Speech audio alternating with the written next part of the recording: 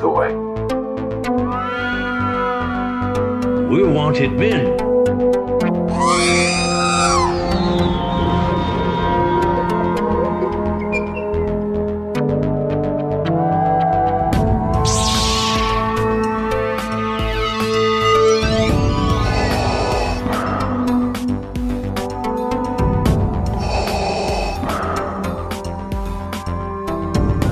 I have spoken.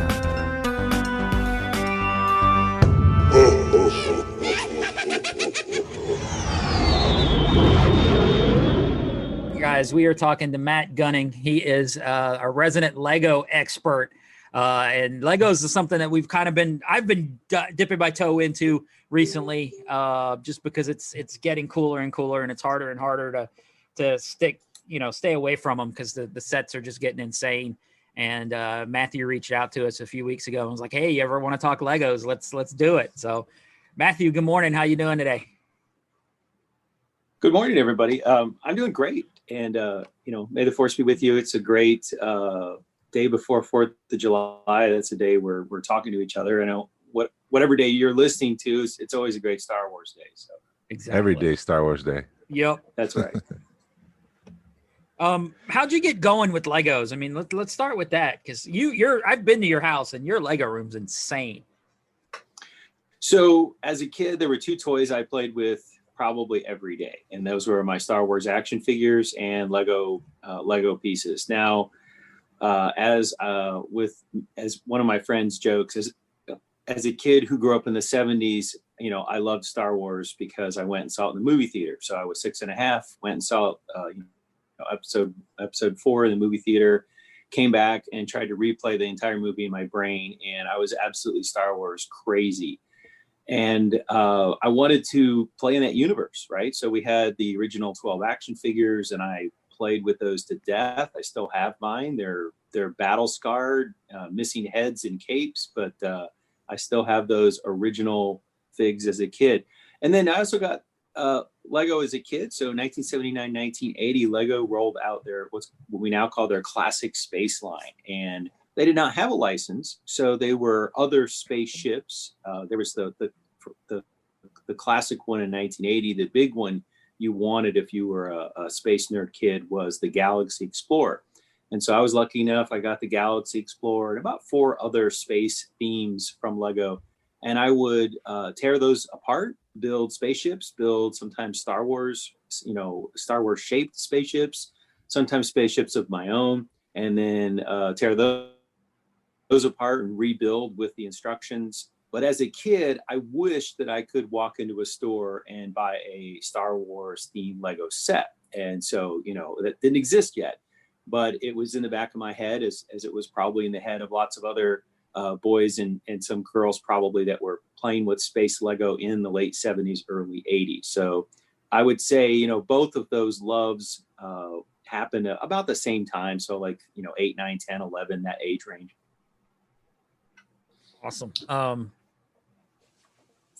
Crap, I lost my train of thought. I do remember those spaceships, man. Because that was my first forte in the Legos. As a kid, you had all those spaceships, and now my Lego passion is strictly Star Wars, because there's just so much out there. So let's talk about how Lego got into that. So Lego was originally a company that only made its own themes. And so the original 4 kind of classic themes were space, castle. So you had knights, and later dragons and things like that, pirates, and then like Western stuff. So they were like cowboys and Indian sets. And so those were the classic original themes. And Lego made those themes for a while. The space theme kept evolving into different names and different color schemes. So there was Blacktron and then later Space Police and so on and so forth. And then they stopped making some of the other stuff, and they came out with new themes and new lines. And Lego is a company, if you don't know, it's based in Denmark. It's a European company, and it's a high-end product. As with many European companies, they make a high-grade plastic. It has high clutch power. It lasts for a very long time, but it's also not cheap. So sometimes people will say to me like, "Oh, Lego's so expensive," and I looked up that Galaxy Explorer set that I was given in '79 or '80, and it was $25, which was a lot of money in '79, '80. So I actually once put it into an inflation calculator, and today that set would have been $100 set. Wow. So I mean, big sets today often run $100, and in 1979 dollars, that big set that I got was an expensive set. I mean, it would have cost. I mean, I don't remember. I think action figures were like $1 or $2 in 1979. So I could have gotten, for $25, I could have gotten 13 carded action figures for about the same amount of money. That's a lot of action figures. That was the first 12 was as many as we got. In 1977, the first 12 that came out, I could have gotten the entire line for that one Lego set. So Lego was a company, had a lot of success. It's a family-owned company. It still is to this day. It's in the 3rd generation and about to hand off to the 4th generation. But Lego's really was run by people who wanted to make fun toys. And so if they thought something was cool, they made it. And that got them into trouble. In the late 1990s, and they rolled out products that just didn't sell very well. And they also got into amusement parks and making T-shirts and making all kinds of non-brick type things. And they started losing money. And they started losing a lot of money to the point where the company was seriously at risk of bankruptcy. And in the late 90s, they dramatically scaled back the number of parts that they made. So they made mostly, basic bricks, very square-looking parts. And they began to experiment with licensed properties. And so Star Wars was one of the very first licensed property. In 1999, Lego and Star Wars came to an agreement that Lego would make, Star Wars themed sets. And so they rolled these out. And so the original sets, the first generation of Lego sets are, in my opinion, as a collector, ugly as sin. They're very square and boxy. I had a Star Wars collector who decided to get out of the Lego end of it. He's like, "You want to buy any of these?" And I was like, "No, they're hideous." Like to my standards today, the sets that Lego is rolling out are getting progressively, like the TIE Fighter is more rounded. It doesn't look as blocky, and it's very elegant. I think, some of the large sets that Lego rolls out today are just gorgeous. And they were not pretty, but they were popular. And so people were excited. People who were like the 10-year-old me who wanted to buy a Lego X-Wing could buy a Lego X-Wing or a Lego TIE Fighter. And they could get a minifig Luke, Leia, R2-D2, all of our classic heroes from the films. And so it sold well, and it still sells well. I worked as a store employee for across 3 years. And it's just a perennial seller. And today I have a side business where I resell sets. And the Lego sets always appreciate in value. Some appreciate faster than others. But unlike some themes, which are pretty flat, Star Wars will inevitably go up because there's somebody out there who wants to have that, Z95 Headhunter spaceship or the quad jumper that gets all of 5 seconds in the movie, but looks really cool as a Lego set. And someone will buy it eventually. So it's a moneymaker, and Lego Corporation has renewed the Star Wars license several times now, and they just renewed it once again. So we will, continue to get that as an important sub theme. And today, for listeners that might not be aware, Lego also has lots of other licensed properties. They have Harry Potter, which is a big thing right now. If you walk into a store, there's a lot of Harry Potter stuff. They've done Scooby-Doo, which I absolutely adored. And I bought all 5 of the Scooby-Doo sets because I thought they were really fun. And again, brought back sort of fun childhood memories of Saturday morning cartoons. They've done Ghostbusters. There's actually a lot of like 80, 90 nostalgia sets out there. So there's the Friends TV show, Ghostbusters. They did a DeLorean from Back to the Future. So if you are of sort of my age cohort and you grew up watching films and stuff in the 80s and 90s, and you like this kind of stuff, Lego is catering to you right now. Yeah. If you walk into a store, you can find some of this stuff. So that's sort of the, how Lego connected with the Star Wars universe. Do you have any questions? I I got more. Yeah, no, yeah, and also like what Marvel and DC stuff is pretty big right now on the store shelves too. Absolutely. But you were kind of talking about early in the Star Wars line, all the ships and vehicles were pretty blocky, and over time they've introduced new pieces and parts to try to, I guess, enhance the look and feel of some of these sets. And I know some people, I think there's like purists in the hobby who feel like that's cheating. You should make them out of the bricks that they originally had. And what are your thoughts about introducing new blocks and pieces? I mean, I was looking at my son who does Lego. He had the Thor Ragnarok. One of the ships is kind of circular, and I was looking at that, and I'm like, there's no way you'd use that on any other set except for this one Thor Ragnarok circular looking. Looks like a disc almost. Right. What are your thoughts? So, there are a lot more. So I look at it two ways. One, as an adult builder who creates its own stuff, I love it. We are currently in the golden age of Lego parts. So if you want a part in a particular shape and a particular color, we have never had as many different parts and as many different colors available to us as we do today.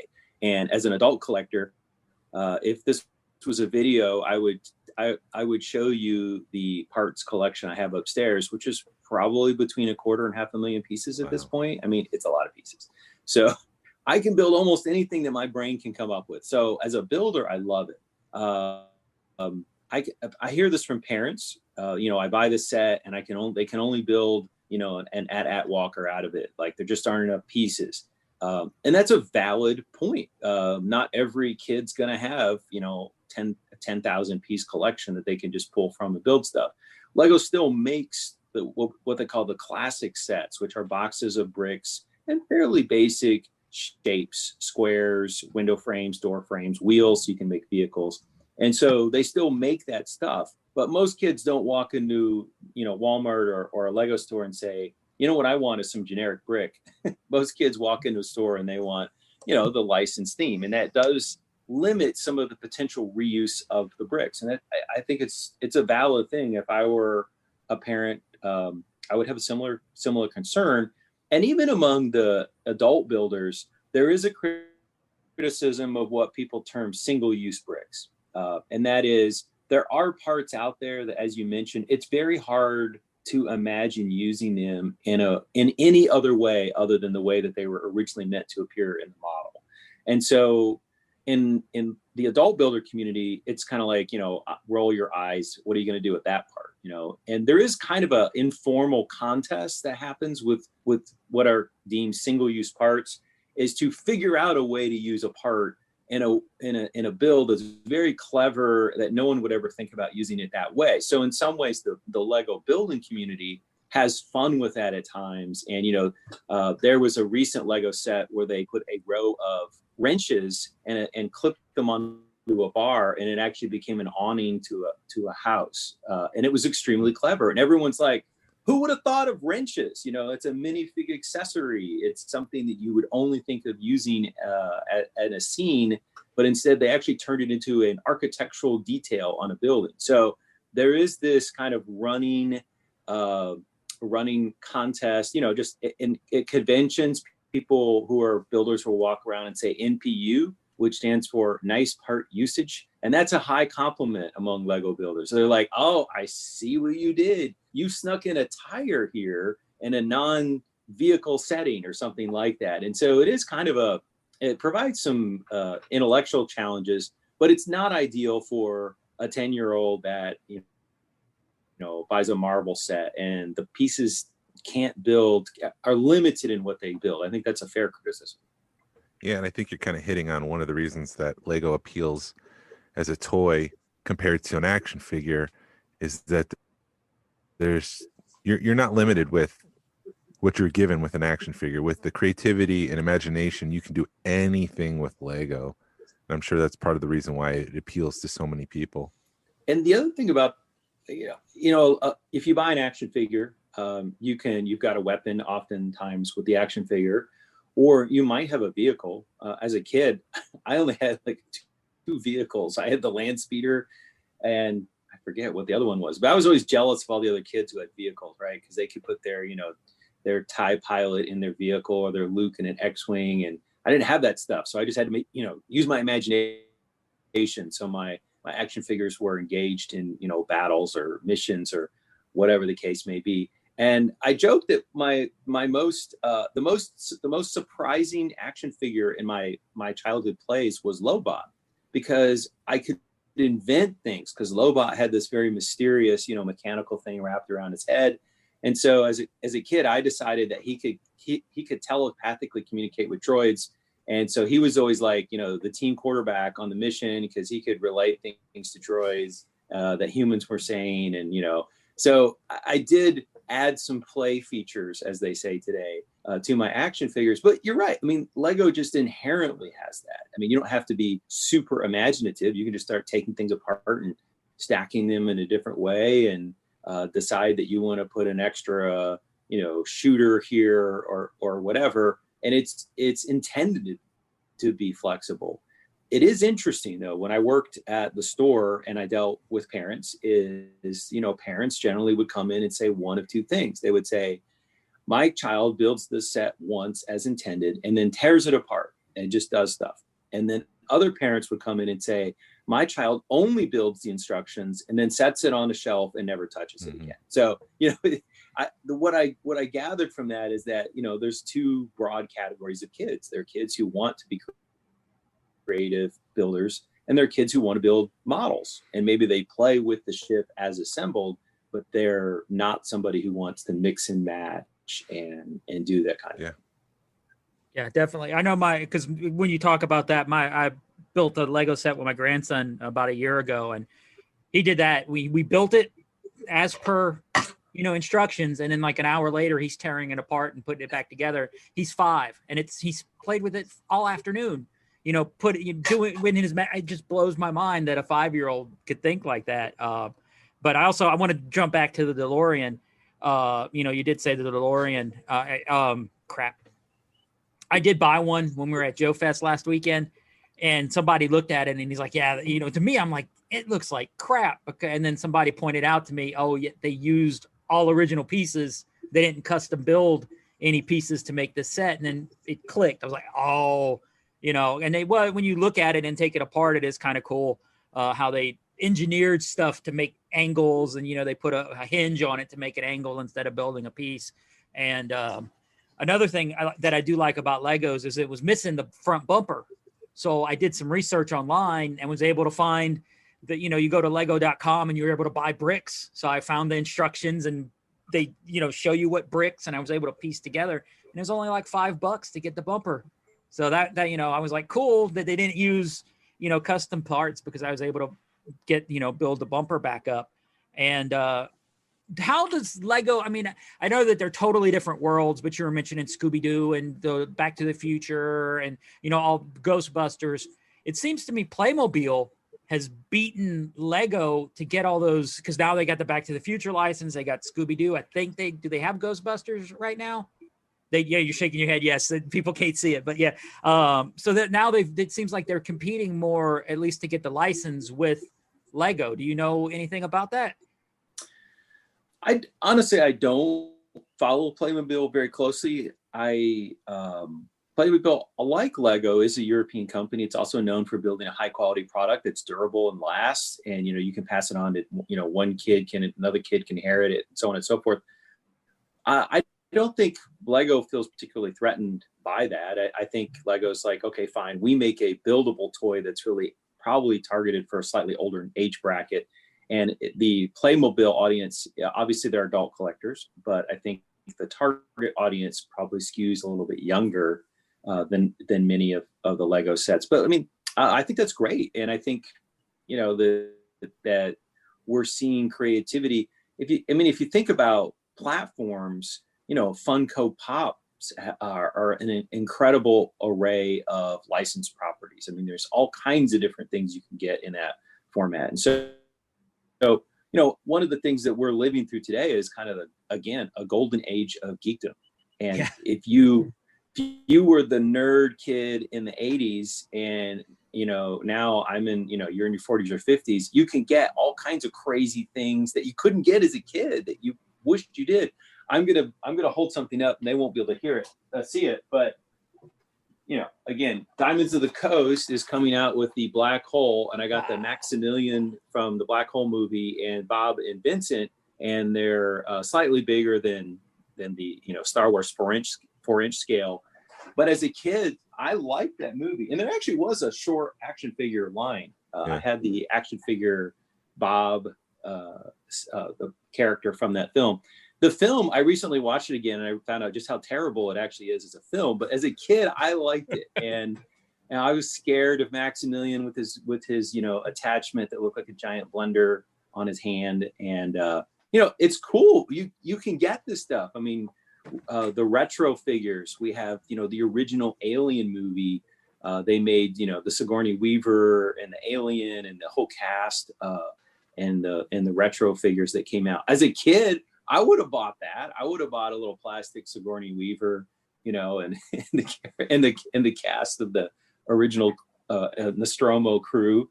So we just have so many stuff, and whether it's Lego or whether it's Funko or whether it's I'm spacing on, you just brought it up, the Playmobil.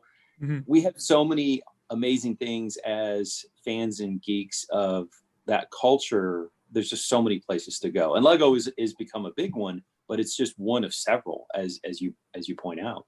Right. Yeah, I do have the Playmobil Back to the Future stuff, and it's cool once it's together, but I was disappointed because it took me 5 minutes to put it together, whereas Lego, like Razor Crest, will take me a week to put it together because I take my time and I'll do it a bag at a time, and so I'm not sitting there for 2 hours pulling what little bit of hair I have left out making it. What you mentioned is very true about the sets being customizable. And so one of my friends here in town, Mark, he's a very good builder. He bought the Razor Crest set, and he wasn't quite happy with like the engine intakes. So he fixed it. He went and put some other parts, and it looks better. And I told him, I was like, you should put, your tweak up on the web. People would copy it, and it looks just slightly better. Mm-hmm. Or there's a magazine that comes out of Britain that's called Blocks. And one of the things that they have done is periodically in the issue, they'll do like, tweak your Hoth layout, and they'll show how you can change a few things or add a few things, or tweak the interior of your Millennium Falcon, and they'll show like things that you can do.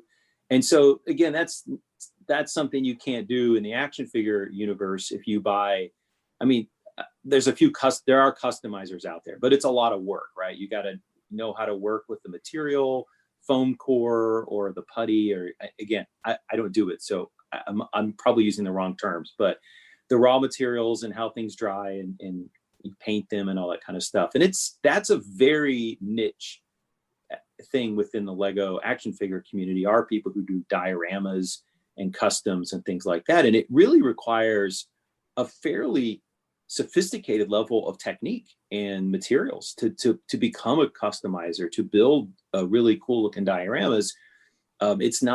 It's a steep learning curve. So if I hopped into that today, I would probably make a giant mess the first few times I tried to build something. Before I would get something, I would be like, okay, that's cool. I wouldn't be embarrassed to show this to my Star Wars collector friends, Whereas with Lego, it's pretty easy. You just start snapping things on, and if you don't like it, you tear it apart, and you don't have a big, pile of glue to clean up or paint all over your table. You can scrape it all in a box and sort it later. So it does have that nice flexibility of you can experiment as much as you want to. All part and reused pieces. Awesome. You're talking about customization. Have you ever built something from scratch from your own imagination? If so, what would that be? And then I guess we were at my son and I were at the Lego Discovery Center. Was it Midtown? And the Lego, what do they call them? The Master Builder asked us if we had ever built a set just using the box, not using the pages, the guide that it comes with. So have you ever customized, and have you ever built anything without actually looking at the instructions? That just seems like a whole new challenge. Absolutely. So interestingly, back when I was a kid, probably you were a kid, if you got a Lego set, on the back page, they would actually show you alternative builds just in a shot. Like, here's a picture with these parts, you can make this thing. And there were no instructions. So you just had to puzzle it out. You could kind of like, oh, well, there's a slope here. Maybe there's a brick underneath this. And And I went back and created those just by a process of trial and error.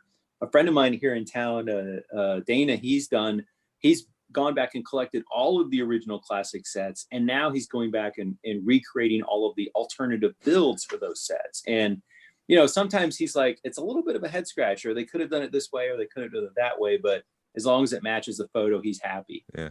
As a kid, I built spaceships all the time. So I would tear down my official ships and make my own, and I spent hours doing that, and I had a lot of fun doing it.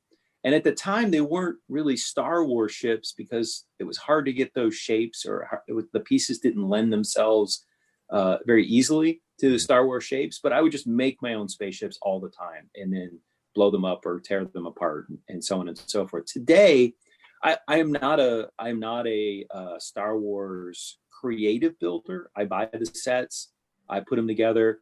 They're behind me sitting on my shelf, and I love building the big sets. Honestly, the high-end sets, the expensive sets that Lego build are probably beyond my creative capacity. I mean, these people are really good, the master builders at Lego, and they're a team. So it's not just one person who comes up with it. It's like, a lead builder, and then they bring it out to 2 or 3 other builders who go and tweak. And they're like, well, if we change this, it'll be a little smoother.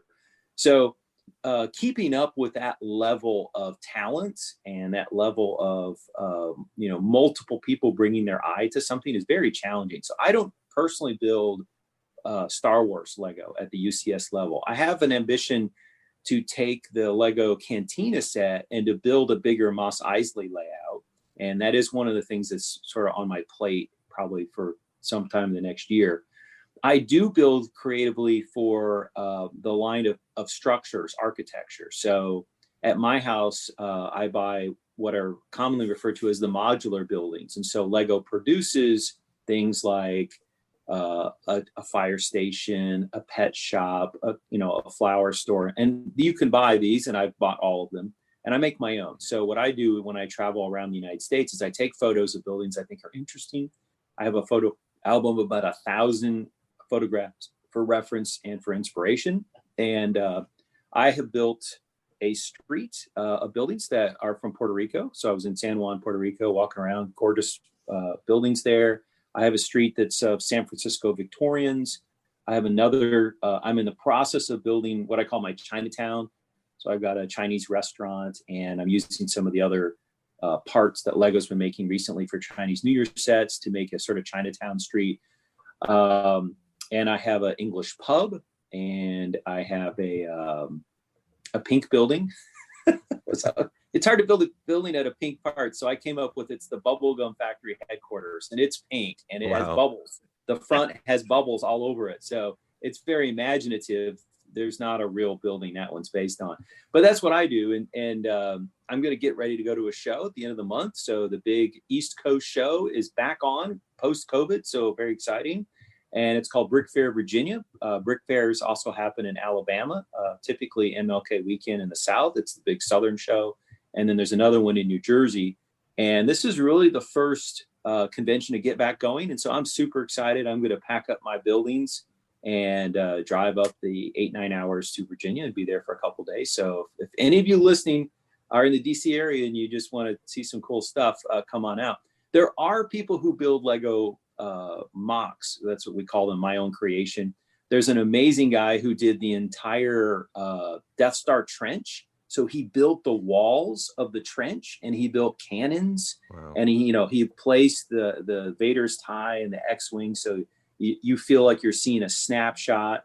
I've seen other people who've done the battle on Scarif. So they'll lay out the walkers, and they've got the palm trees and the tower. Yeah. And a lot of times those things are so big that they're what we call collaborative efforts. So a group, maybe 3, 4, maybe even more people will come together. If you go out and Google Lego Mos Eisley, there was one convention where they did an absolutely mind-blowing, huge layout where different people brought different buildings and they connected them all together. And so that's also one of the fun things you can do with Star Wars Lego, that you could build dioramas, but are you going to build dioramas and connect them up with 5 other people? Probably pretty challenging. Maybe somebody's done it. I don't know. But in Lego, that's kind of common. People will think of ways to connect their builds maybe with other people's builds. Another recent trend that's been fun is recolorization, and this is something I've done. So behind me on the shelf, I bought the Legos version of the ATST, aka the Chicken Walker, and I built a set, and it's a nice set. And then I thought, what I would really think would look cool was like, let's do a camo version. So mine is in different shades of green. So mine is in an indoor camo version. I rebuilt it. It's basically the same instructions, but I didn't have all the parts in every color. So I had to use some creativity at times to pull it off. And so I have two chicken walkers behind me. I have the one in gray, which is the official set. And then I have my recolored version, which is my indoor camo. And I have an ambition to do an AT-AT in tans and browns. So like a Tatooine, a Jakku kind of landscape, to build one that you could imagine would be deployed in a sandy environment, that kind of situation. And I want to rebuild it using those shades and colors. And I think that will be a lot of fun when I get around to that project. So. Yeah, that sounds awesome. And we'll get back to Star Wars in a second, but I'm just curious about your process. So you go to these buildings and you take photos as part of your inspiration. Do you then kind of draw out, different levels and stuff, or do you just start building, and then if you don't like something, you just tear it back down and start back up again? Like, what's the process of building something, my own creation, as you said? Right. So for me, I take the picture, and the first thing is windows and doors. So how many windows am I, if it has a lot of windows, am I going to copy that exactly? If there's 16 windows in the front, am I going to put 16 windows, or am I going to condense it?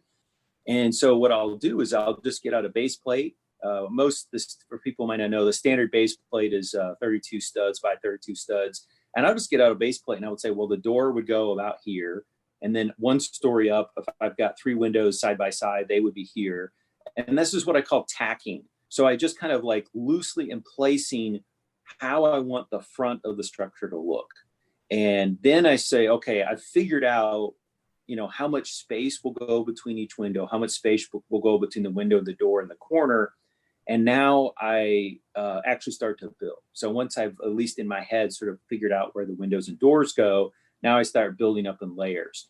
And then I'll build up in layer, and I'll incorporate those windows and doors. But really, when I first build it, I only build a front side. So I've only built the facade, and it's very structurally unstable, and I will break it, and things will fall off. But again, it's sketching. It's Lego version of sketching. And so I sketch it, and I just build a facade. And then I'll set that over to the side, and then I'll build it for real. And now I'll build a backside. And I always build very detailed backsides of my buildings, which is kind of stupid in a way, because at a convention, nobody ever sees the backside of your building except the other people in your section who are walking behind the table. And they'll be like, your backside is as good as your front side. You should flip that around. I was like, yeah, I know. Nobody ever sees that but me. Right. But I don't really care about interiors. So I don't populate my interiors. I don't really finish off the rooms, but I do the front and the back of the buildings. So anyway, so once I've tacked, that's my first version. And then the second version, I'm building it up, and it's usually, at least it holds together. And then the third version, I've been looking at it I'll let it set for a couple of weeks, and I'll come back and look at it, and I'll go, I should have done this. I need to move this down one plate. I need to move this up one plate. I need to swap this color. And so I typically will rebuild it a third time. And now it's structurally, integrated. It won't fall apart. And it meets my my satisfaction. And so I build every building 3 times, which is kind of depressing when you think about it. But that's just my process. Right. And I've tried to shorten the process, but it seems like it happens this way every time. Now, and I do have when you said you bring your stuff to shows. Yeah. Go ahead, Jason. Say that again. No, go ahead. Oh, no. When you bring your stuff to shows, you do the ultimate sin and glue your stuff together so you could travel easier with it, or is it, you just pack it well and hope it doesn't break?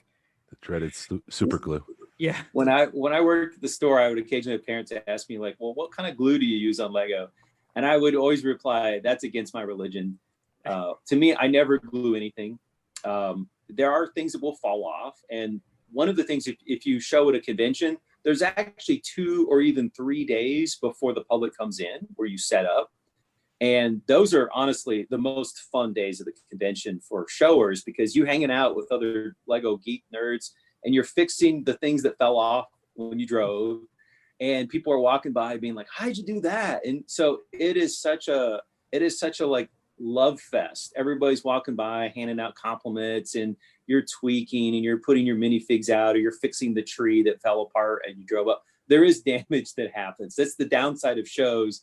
You know, I get home and I'm just like, oh, I have to rebuild. The awning fell off, or, you know, like I just didn't build it strong enough, and it's very weak. So there is that time frame where you restore the damage, the transportation damage, but you're also in the middle of kibitzing and chatting. And at these conventions, there's all kinds of like games and stuff for adults and children on those pre-show days. So it's really a lot of fun.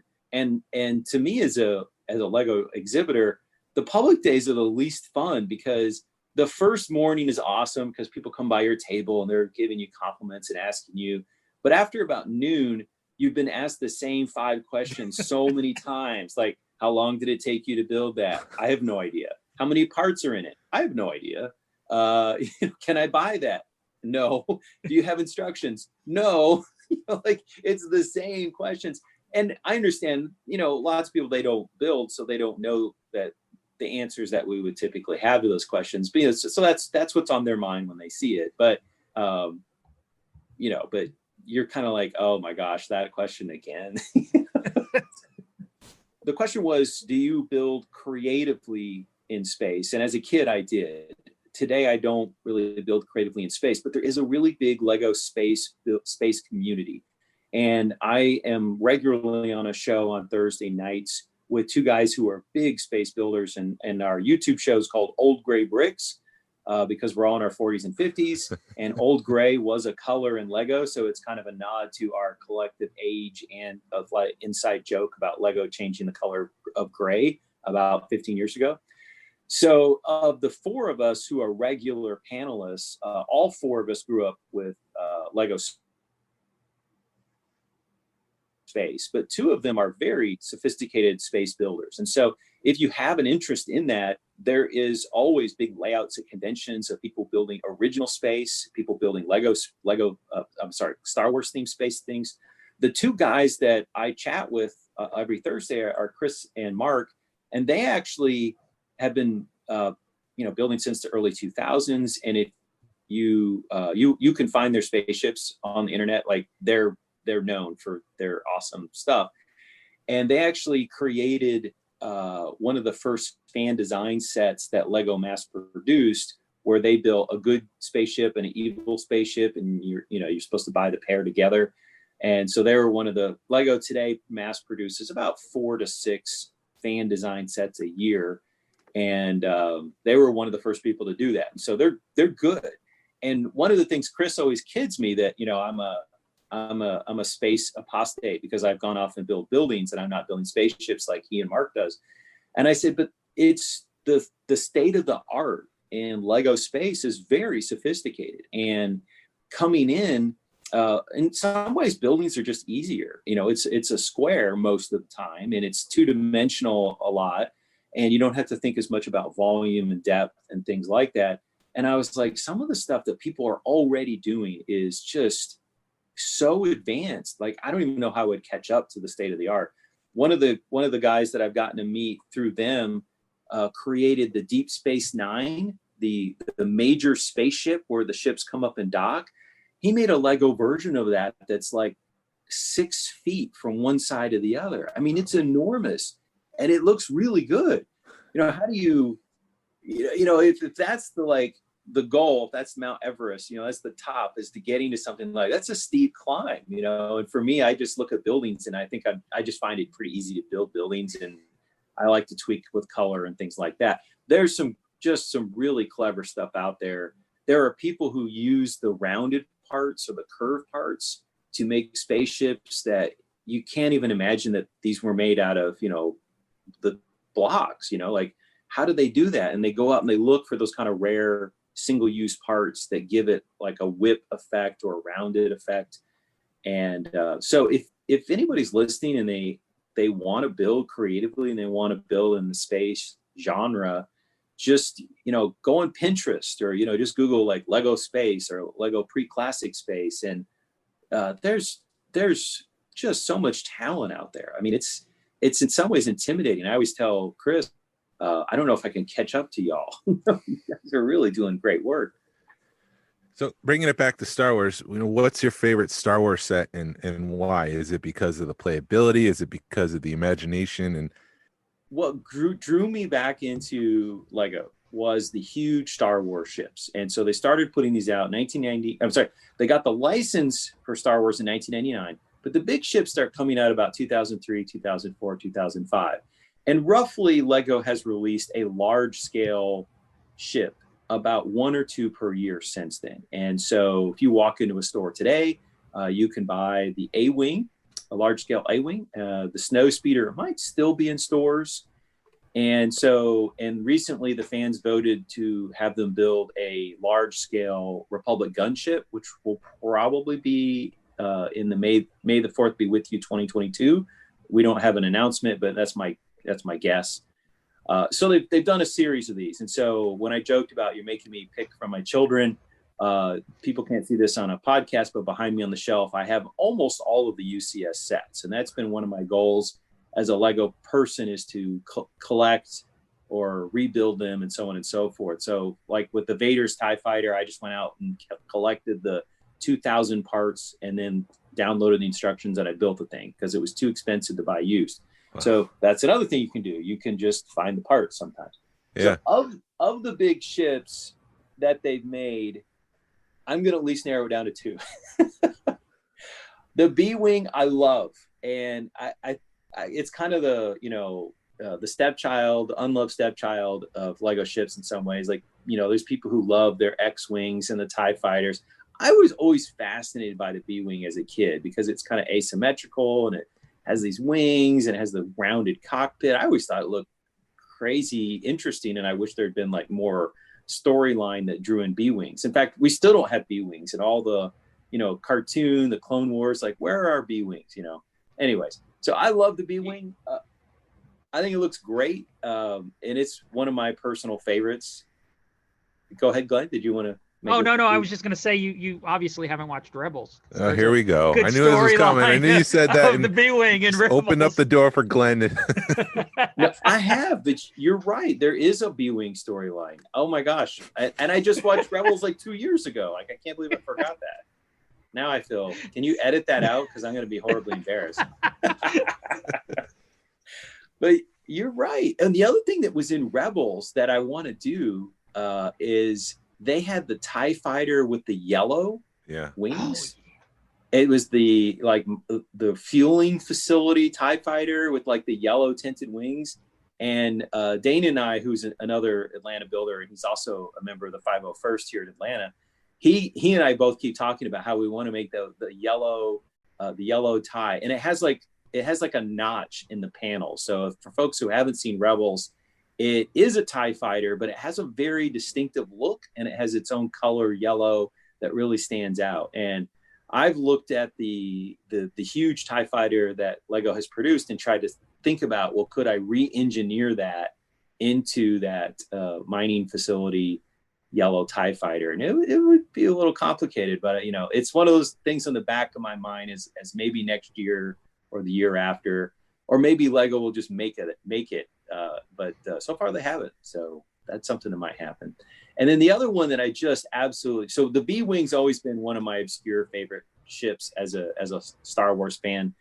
And then the Slave One, which I know that's possibly a topic, or the vehicle previously known as Slave One. It's a beautiful build. It was tremendously fun to put it together, and it looks fantastic. And Lego produced new parts in dark green and what they call dark red, or what I call burgundy. So the look of it is fantastic. It has good play features. If you pick it up, the arm things will swivel with gravity. You can put Han Solo in the storage compartment. You can, fly it upright. It's got what they call, swoosh factor. You can fly around with your hand and, make noises. And it even has the little, I'm totally spacing on the name, but the bombs that sonic charges. Sonic charges, thank you, that you can drop out of the ship. So those are my two favorite children, the B-Wing and Boba Fett ship. And on our podcast, we were talking about the controversy about Lego not wanting to use that term. And I said, why couldn't they have come up with something really clever like the Carbonite Han Solo conveyance vehicle? That would be catchy. Let's go into that, because I mean that is something I wanted to bring up and it naturally came up. So let's devolve, go into that. I mean, to me, I'm just going to, on a personal level, because I have a personalized license plate and I got it 4 or 5 years ago, maybe even longer than that. But I wanted to do Slave One as a personalized license plate. And the lady at the DMV and my wife looked at me at the same time and go, "You're not doing that in Georgia." No. So, and there's been the controversy with the Slave Leia, and is it just a Lego thing, or is it going further than Lego? Because I mean, to me, it's like you already did the Slave Leia 10 years ago. You're not going to do that anymore. Is it because it's a Slave Leia, or is it because she's in the metal bikini and you don't want little kids, seeing Leia in a bikini, or is it the slave thing? And I understand why they did it. I'm actually kind of surprised that it took this long for them to change the name. And then, somebody also pointed out that Lego changes names all the time when it comes to ships, that they'll just simplify it instead of like General Grievous's ship, instead of calling it the name, it's just General Grievous's ship. I mean, it's no surprise that they did it, but is it something that just Lego's going to do, or is now Disney going to do it on everything? So let's talk. Well, they are re-releasing the Hasbro Vintage Collection Slave One. They're re-releasing it and they're not changing it. It's still the Slave One. Okay. I would say Lego thinks a lot about the fact that they're primarily a kids' toy company, although they've really tried to reach out to adult collectors and builders recently. And, one of the things that I'll never forget, I was working at the store and somebody came in and they're like, "When's Lego going to get the license for Hunger Games?" And I was like, that movie where kids kill other kids? And they kind of looked at me and I was like, "It's not going to happen. I got bad news for you." Or there was a, in the superheroes, the guy with the swords, I'm just spacing on the name. Deadpool. There was a Deadpool figure that came out very early in another set. And now that the movies are out, they're like, "When's there going to be a Deadpool set?" And I was like, unlikely, because it's more of a PG-13, 18 audience for those movies. And so, that is a thing that Lego does. Historically, they don't make modern guns. When Lego made space guns for Star Wars, that was a bit of a kerfluffle at Lego, was what they, you kind of have to have space guns to make Star Wars sets. And they had traditionally not made any modern guns. There were some guns with the Cowboys and Indians. There were muskets and stuff like that. But it is something they think about in terms of what's appropriate for kids and not making everything that adult collectors might want. And so I'm not shocked that this is something that they thought about. I will say, I'm half century old. So to me, Slave One is like a thing from a toy thing that I loved as a kid. And every time I hear Slave One, I just think of Boba Fett. I'm not thinking about the word slave or what that might mean to other people. And so I totally get people who are like, "You're messing with my beloved, childhood franchise by, renaming something. How dare you?" But I also understand that other people hear words differently than I hear them. And, to me, it doesn't even cross my mind that might bring up a connection to planet Earth slavery, which is, a terrible thing. And I teach and I go to visit, historical sites, and slavery's in an important part of American history, but so how do we think about these words? And I appreciate that Lego is trying to be thoughtful about this kind of thing. And you are right that Lego has on more than one occasion simply released a set where they refer to the vehicle by the person who drives the vehicle. And so this is actually not anything new or totally surprising. I mean, they made like Poe Dameron's, ship or, something like that. They'll just sometimes, name them like that. So it is an interesting question. Is this just a Lego corporation thing, or is it going to carry over into Hasbro products and Disney? I don't know. Time will tell. Yeah. Cool. What's the biggest set you've made? I may have missed that, but I know they did the Star Destroyer, and I've seen that, and that's a huge, and the Death Star, the $800 Millennium Falcon. And what's the biggest one you've made? I have the Falcon. It is the biggest set to date. So it is the largest one. The Cantina is actually very large. The Cantina play set is pretty giant. The original Star Destroyer, and they've just re-released the Star Destroyer. You can walk into a Lego store and buy the second version of it. It's a little bit different. The original version is very large, and I think it was at the time the second or the third largest set. For the longest time, the largest set was the Taj Mahal. And when they brought out the huge Millennium Falcon, then that finally knocked the Taj Mahal off of the largest set. And they also just recently brought out a Roman Colosseum, which has also got just an enormous number of parts.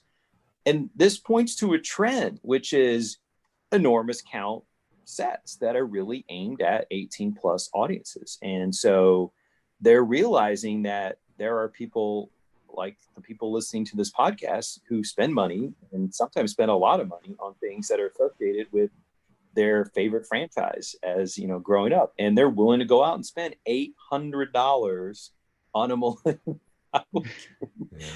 That it's too heavy to swoosh. Honestly, you build it, it's like a two-hander, like you got to pick it up, and it's built to sit on legs, but the legs can also come out. And so there's a fan who designed a cradle so that you can set the Millennium Falcon at a 45-degree angle, so it looks like it's doing a bank curve.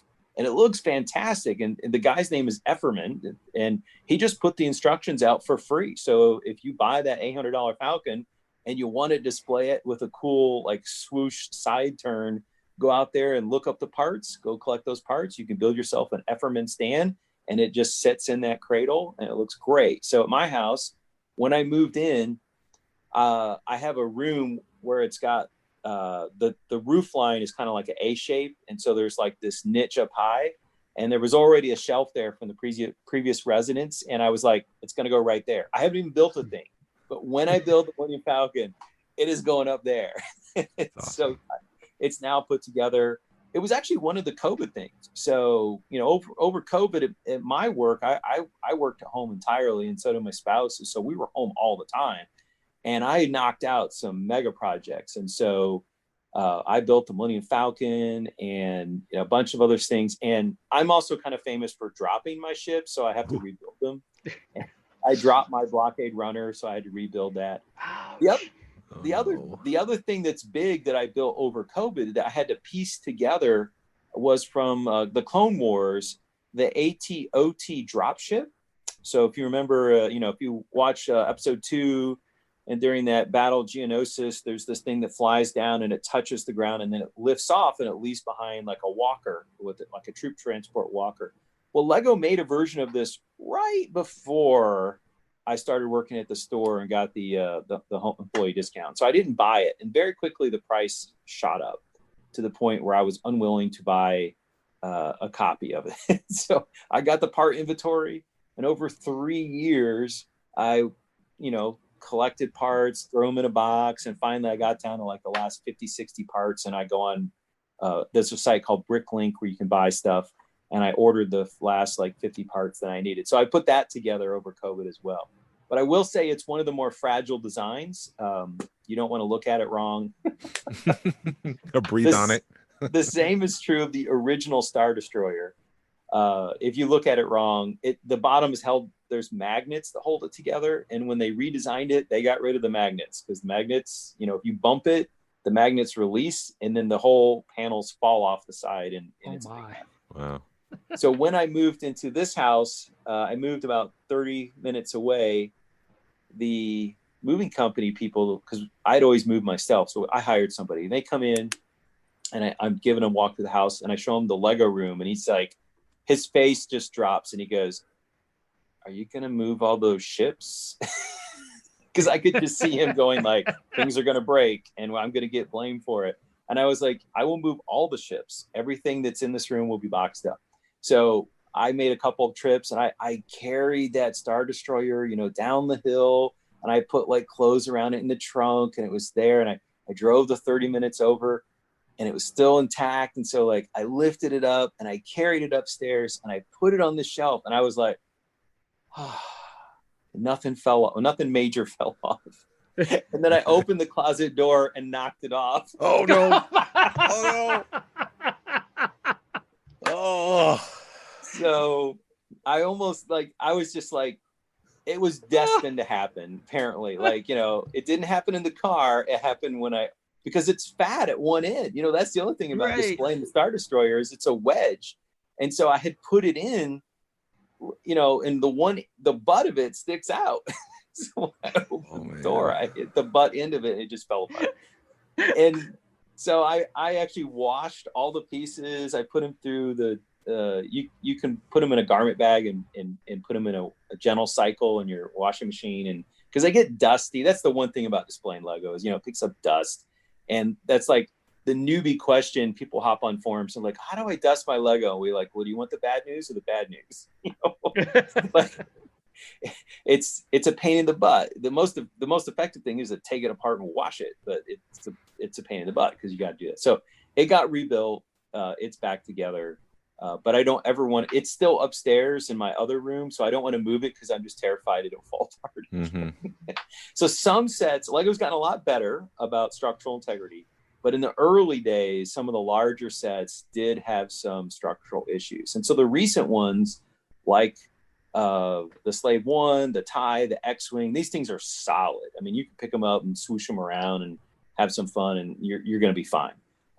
The other one that I really, really like is the Imperial Shuttle, which has cranks. So you can lower the wings so it can be in the sort of delta shape, or you can crank and turn the wings up for the landing. And I've seen some amazing mocks where people have placed the Imperial Shuttle and built, the hangar bay and have like the, Palpatine and stormtroopers all queued up in rows for reviewing the troops. And that's a great mock that lots of people have done. They've taken the original ship and then added the environment to give you that entire look or that entire feel. Awesome. I love the creativity with Legos. I mean, just, it blows. I wish I was that creative, to be able to, to do that. Because even as a kid, I always stuck to the instructions when I was building stuff because I never could figure it out. But yeah, I love Legos, man. I have a question for you two. So I can see you right now in video, and Jason's got Star Wars stuff behind him, and Glen's got Star Wars stuff behind him. Do you folks are you big vehicle fans? I mean, obviously there are people who collect the carded figures, loose figures, vehicles. There's so many facets of Star Wars fandom. How much are you two invested in vehicles? Is that a big thing? With me, I've only got one shelf of vehicles. I think I collected the run of the vintage vehicles and then stopped. I mean, as far as, Slave One, I just bought the latest version of that, and I have the Lego version. I've got the Razor Crest. But I mean, when it's something cool, I buy it, but it's not like the figures where, it displays little. Yeah. I guess that's the right answer. I guess I'm about 10% invested in vehicles. If it's cool, I'll buy it. But I'm hunting out. I'm kind of the same way where I like the action figures, and Hasbro's gotten smart and they realize if you pack in an action figure with a vehicle, people are more inclined to buy it, which is why it's going to be tough to get to pass by that Rogue One X-Wing that's coming out with Merrick. What's his name? Yeah. Anyways. Yeah. So I have the sail barge. I'm going to get the new Mandalorian. I was going to say Slave One, but the Razor Crest. So for me as a kid, the vehicles were a huge part of Star Wars. Like I just love the spaceships and my spaceships and droids. And to this day, I think I've tried to collect every single astromech droid that they've made. And, you know, one of these days I'm going to unpack them all and spread them out on my shelves. But, you know, I'm one of those people who went down to Disney when they started the Build-A-Droid, and I started making the droids in every color that they had the parts for. Yeah. And I go up to the counter and I've got like 10, 20, I think I made 20. Like, it was not a cheap day at Disney. Right. So it's never a cheap day at Disney. No, the lady's like, sir, I'm sorry, but I'm only allowed to let you buy like 5 at a time, you know. And I understand, like, they're probably trying to prevent scalping or something. And I said, well, if I come up and buy 5 and then I walk back over and I come back, can I buy another 5? She's like, yes. So, like, that's ridiculous. I was like, I have made one of every color, and I can't like leave 10 of them behind. You know, my OCD is firing on all cylinders at this point. I'm like, must have every color, you know. So she let me bring home my 10 astromechs that had the correct dome with the correct legs with the correct torso.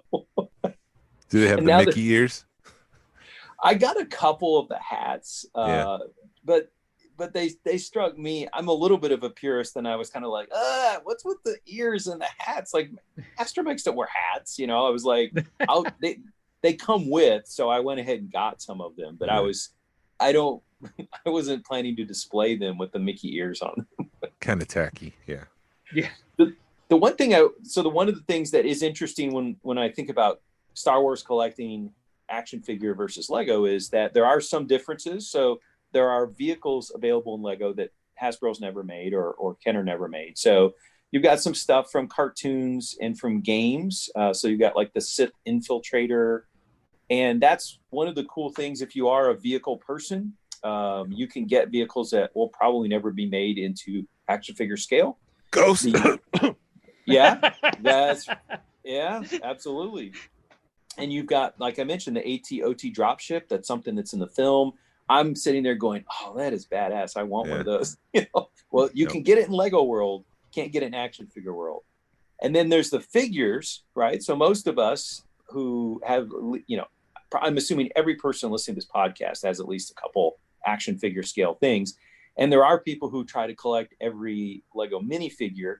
And I clicked on Bricklink because Bricklink numbers them so that, you know, that Bricklink is the form where you can buy and sell used or new parts.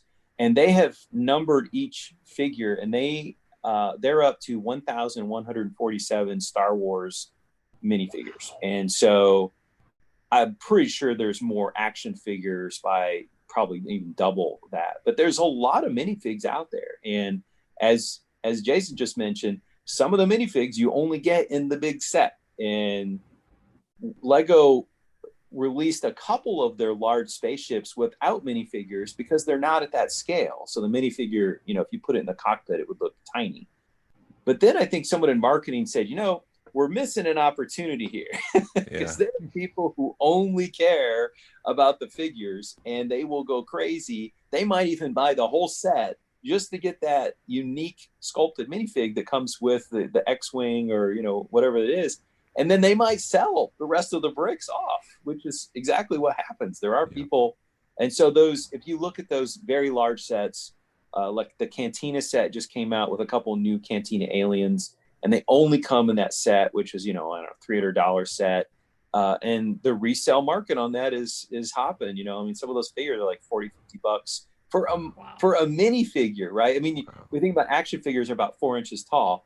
Your minifigure is about 1.5 inches tall, and someone's out there, you know, going to pay $40, $50 for a minifigure. So just as a lot of us collect loose or carded action figures, there's a whole nother realm of people who are driven to collect them all, and they have to collect all like 1,147 minifigs. Well, they say that Lego is a better investment than gold at times. I mean, it just increases in value faster. So I don't know anything about gold, but that's just what they say. The thing that I say about those articles is, you know, I'm old enough that I lived through a crash in stamp collecting and baseball cards and comic books. Yep. Maybe Funko Pop someday. I don't know. but if you're buying Lego as an investment, you should know the product. And I have a Bricklink store. I have a pretty good sense of what's going to sell and what's not going to sell. we occasionally would have people come into the Lego store and they would ask me, so what should I buy as an investment? And my advice is, if you don't love and know the product, you should probably not be sinking your money into it. I would advise that person, just go buy like a stock market, average fund. So whatever the market does, you get. You're probably safer than investing your money in Lego. But if you love Lego and you know what fans might want to buy, I mean, I buy and hold stuff. So I bought a couple of the Slave One sets. I bought 2 of them and I store them in my basement, and I'm going to sell them someday for double what I paid for them. So if you're patient and you have the space to store stuff, you can make good money. I mean, last year in COVID, I sold a tremendous amount of Lego sets that I had in my basement, and I actually sold more stuff than I bought. I actually made money for the first time in my life on Lego. Wow. And that probably isn't going to happen every year because people were stuck indoors for COVID. The market for Lego sets really shot up last year. There was a big spike in demand. People were looking to build something as they stayed home. And, so there's a bit of an artificial bump, but there's definitely some value. The other thing that happens, though, is you're always susceptible to Lego re-releasing a set. So we had the Star Destroyer set that was it was probably up to about $1,000 for the first version. And then Lego announces they're going to re-release it. So that, the price drops dramatically. Mm-hmm. The original Millennium Falcon, if you had it mint in box, the first version of the large one, it was up to like $7,000, $8,000, $9,000. And they're going to re-release it, and they're going to re-release it for $800. Which, if you were one of the people who missed it and you're looking at the secondary market as $7,000, and Lego says, well, we're going to sell it to you for only $800, it starts to look like a bargain at that point. Right. Yeah. Yeah, I've noticed that. Speaking of re-releasing stuff, because they're getting to re-release the Mandalorian Starfighter, and I was looking at it because it's only gonna be like $60, and the original one's $400 right now because I'm looking to maybe pre-order it, and yeah, that right there just blows my mind. It's a $400 piece that now they're going to sell it for $60. Yeah, it's one of those things. So if you are thinking about Lego as an investment, you should really know the market, and you should know that you might have to get out quick if something gets re-released. Yeah, I hope they do that with the Ghost one day. They might. If they have, I would say there's been a clear shift in the last 2 to 3 years at headquarters have really come to recognize that the adult fan market is big, and they will spend a lot of money on things that they want. And recently they have a line that they refer to as Creator, and it's typically been aimed at adults, but they're really pumping up Creator, and they're really trying to market to adults in a way that I think they just haven't in the past. And so we're going to get that Republic gunship probably next year. And they had a fan vote on that. And I believe the Ghost was one of the things that, people were wanting.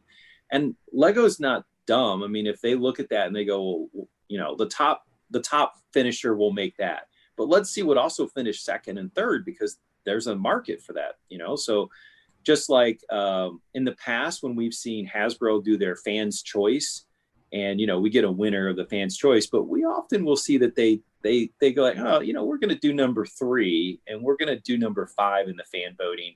And so oftentimes we get some of those that don't win the ballot, but the company looks at that and says, okay, there's a niche, there's a market for that thing. Right. Yeah. Yeah, and I also talking to you, just now that I realized how easy it is to buy bricks, you can find the stuff online. It's fairly easy to do. I'm like, do I want to go ahead and just buy the loose pieces and build a Ghost without the minifigs or whatever? But yeah, it's got me thinking, but I want the minifigs. And I know Zeb is like a $70 minifig. So Glenn, I'm going to tell you what I think you're going to want to do. Yeah. There is a fan designed version of the Ghost that's even bigger, and you can buy the instructions, and there's a list of parts. And here in Atlanta, Dana, who's a regular on our Old Gray Brick show, he's done it. He's built it. If you want to message him, he can probably even give you some feedback or even get you the parts list. But it's big. So if you want the large one, go out there and search for that fan design Ghost, because it's significantly bigger than the Lego version of one. But that might be one of our future UCS sets. And so typically Lego rolls out a big expensive set for May the 4th, and they typically roll one out in September for Christmas buying season. And so, you know, we'll see every year, you know, I get kind of excited when we start to get close enough to the announcement, and Lego tries to hold this stuff quiet as long as possible because they face a big issue with Chinese clone companies that copy their designs and so on and so forth. So they've gotten a lot more tight-lipped about what they're going to release, and they try to wait until the last possible second before they release pictures. So there's always a big guessing game on fan forums. We're like, what's going to be the next, you know, May the 4th set, blah, blah, blah, blah. And so we don't know. I don't know what they're going to make in for Christmas of 2022, but they're going to make something big and expensive that I'll probably want to buy.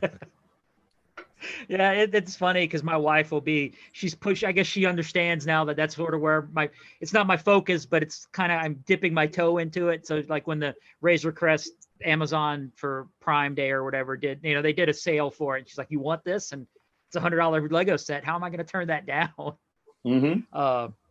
So yeah, I think, yeah. And now listening to you and knowing that they make the more adult sets, I'm thinking I'd rather have that as a ghost than the more, I guess, designed for kids, even though it's the only way you get that ship, like you were saying earlier, unless you go with the Galactic Heroes ghost, which I have. But, you know, if I really want an adult, more, you know, or a more playful ghost, that I want the Lego set. But yeah, I've talked about it in the past on this podcast, and it's aggravating how much that thing's shot up. And as collectors, you know, we all face this choice of what's our target. You can't have everything, you know. I mean, as I joke that I've tried to collect every action figure that's ever been sculpted by Hasbro or Kenner, because as a kid, the commercial said, collect them all. And I follow instructions. And, you know, that's kind of my personal mental goal. I've never gone down to the basement and counted up how many sculpts that I have. But at one point I was taking the Rebel Scum checklist and copying, pasting it into Excel and making my own list of what I consider to be like a unique figure. So if the Imperial officer had blonde hair or black hair, those were two separate figures on my list, you know, and there's different ways of defining this. Or if it was a character that got a new head sculpt, for me, that was a unique figure because the head was different. And I was trying, I got up to like 1,500 figures, and I was like, oh, wow. Oh man. And I have most of them, you know, I mean, this is the thing. Like I have most of these figures on the list, because I've been collecting most of my life. I mean, there's some dark periods where I just didn't have the money, but you kind of have to decide, like, do I want to get all the Lego minifigs? Do I want to get all the Hasbro action figures that have ever been made? Or am I going to pick and choose? Am I only going to do the original trilogy? And, you know, this is a reoccurring debate among collectors of where to draw the line. And thankfully, when I got into Lego, I decided on day one, I was not going to be a completist. I'm going to buy the things that I think look super cool, and you know, I can pass on stuff. And I'm not trying to get every Star Wars minifigure because I would probably go crazy and be poor. Yeah, if I tried to do that. Yes. Awesome. Yeah, well, I just checked the time, and we're like at an hour and a half. We're like wow. triple what double what we thought we'd do. But yeah, Matt, I want to tell you, man, this has been awesome. We're definitely going to have you on again sure. in the future. Yeah, you were a heck of a guest, man, and had just a wealth of knowledge, and we can dive more into Legos, because I love Legos, man. It you know, there again, it's you know, Disney, it's Star Wars, and now it's Legos that's bringing me back to my childhood. That, you know, that simpler time where you're just, you know, you're having a bad day at work, you can pop a beer, break open a Lego set, and just focus for an hour to build it. But yeah, man, thanks for joining us. And pitch your YouTube show one more time. So our show is Thursdays at 7:00, and it's called Old Gray Bricks. And there are 4 of us in the Atlanta area who have known each other for a while, and we're all in our 40s and 50s. And so we talk about all things Lego. Sometimes it's space, sometimes it's Star Wars. We have a different topic every week. And if you really want more of us, we also sometimes do a Monday we call Messy Monday, which is like free form. There's no topic. We'll just talk about what we're building. And over the summer, that's been coming on at 8:00. But if you go to YouTube and you look up Old Gray Bricks and subscribe, you can see when we've got new content. We will not have content Monday. Well, actually, we might have a Messy Monday. The Canadian contingent might run the show because it's a holiday. Their July 1st is their big holiday, so July 4th is ours. But thanks for letting me plug the show. Yeah, thanks for coming on. This is awesome. Yeah, man. I just real quick housekeeping, because we were going to record another segment. We're going to move this podcast to Tuesdays. So instead of releasing it on Saturdays, we're going to start releasing it Tuesday mornings. Yep. So this one is released on Tuesday morning. So from here on out, Tuesday mornings, we're releasing the podcast. You guys can please leave us a review on iTunes. You can message us on smugglersgalaxy@gmail.com. Like us, tell a friend about us. Thanks for listening. This thing's blowing up way more than me and Jason ever thought it would. And it's because of you guys. So thanks. Thanks for joining us again, Matt. It was a great conversation, and we'll see you guys next week on the Smuggler's Galaxy. This is the way. This is the way. This is the way.